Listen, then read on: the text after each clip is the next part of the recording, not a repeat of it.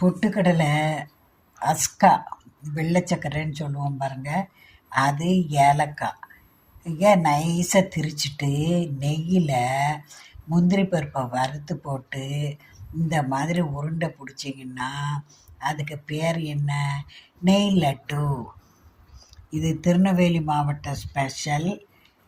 பொட்டுக்கடலை, வெள்ளை சக்கரை, ஏலக்காய், நெய்யில் முந்திரி பருப்பை நீங்கள் வறுத்து போட்டுறணும். நம்ம சாப்பிடும்போது நறுக்கு நறுக்குன்னு வரும், சுவையாக இருக்கும்.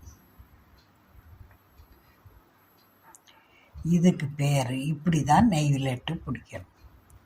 நெய்யை அப்படியே காய்ச்சி முந்திரி பருப்பையும் வறுத்து காய்ச்சி இதில் கொட்டிடணும். இந்த மாவு கலவையில் கொட்டிட்டிங்கன்னா இப்படியும் உருண்டை பிடிக்கலாம்.